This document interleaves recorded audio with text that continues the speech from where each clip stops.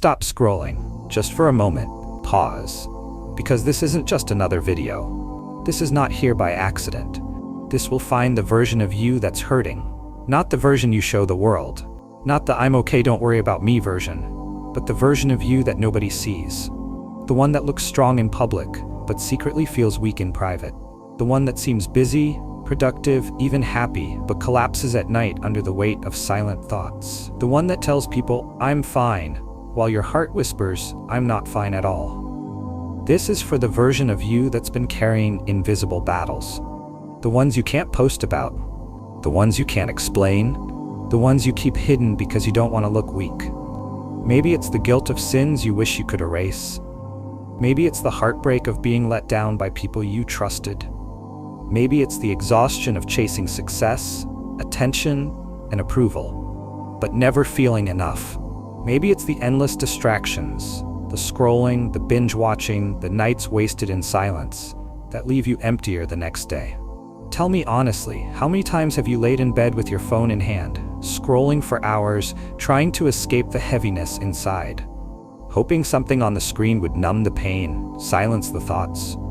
But then the screen finally goes dark, and what happens? The silence comes back louder. The emptiness comes back stronger. That's who this message is for. The version of you that's hurting in silence.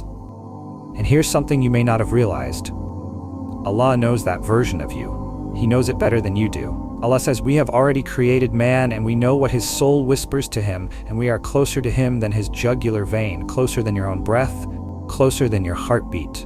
Every hidden fear, every guilty regret, every whisper of self-doubt that no one else hears, Allah already knows it. You don't need to explain it. He sees it all. And here's the beauty.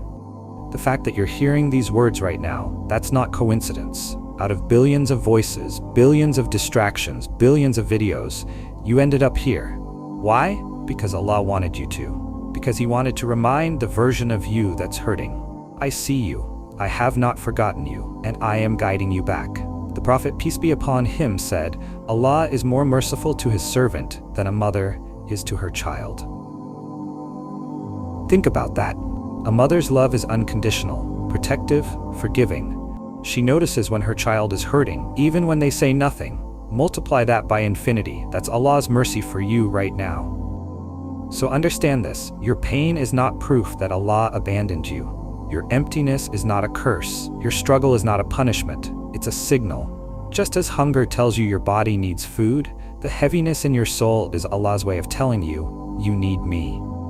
Allah says, and whoever turns away from my remembrance, indeed, he will have a depressed life. Isn't that what we see today? People drowning in comfort but starving for peace. People with luxury but no happiness. People with thousands of followers but still lonely. Why? Because the heart doesn't eat likes, the soul doesn't drink money, the ruh doesn't breathe fame, the heart only finds rest with Allah. Allah tells us clearly, verily, in the remembrance of Allah, do hearts find peace. That peace you've been chasing everywhere else, it's been with Him all along. And I know, maybe you feel too far. Maybe you think, but my sins, my past, my habits. Listen, the Prophet, peace be upon him, said, Allah stretches out His hand by night to accept the repentance of the one who sinned by day, and He stretches out His hand by day to accept the repentance of the one who sinned by night, until the sun rises from the west. Muslim. So here's the wake-up call. Don't run from the pain. Don't numb it with distractions. Don't bury it under busyness. That pain is your compass. It's pointing you back to Allah. The Prophet, peace be upon him, told us, when Allah loves a servant, He tests him. Your struggle isn't rejection, it's selection.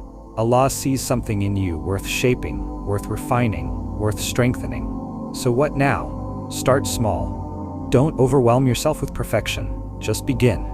Pray, even if your heart feels distracted.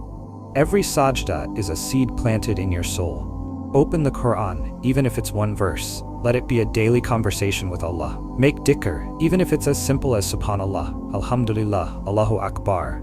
Keep your tongue moist with remembrance. Raise your hands in dua, even if all you can say is, Ya Allah, help me.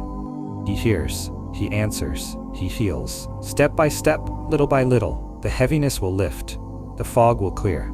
The hurting version of you will transform into the healing version of you. And one day you'll look back and realize it was never random. Every tear, every struggle, every reminder, it was all Allah guiding you back. Allah promises, indeed, with hardship comes ease. Not after hardship, with it. Meaning right now, even in this moment, ease is already close. Mercy is already near. Healing is already written. So if this message touched you, don't keep it hidden. Share it. Because just as this reminder found the version of you that's hurting, it might find someone else too. Someone who's silently praying for a sign. Someone who needs to hear, Allah hasn't forgotten you. And if you want to keep receiving reminders like this, subscribe. Not for me, not for numbers, but because sometimes Allah sends you the exact words you need at the exact time you need them. Don't miss that. Let every reminder find you right when your heart needs it most. Because this right here wasn't random. This was written. This was Allah, and this was for you.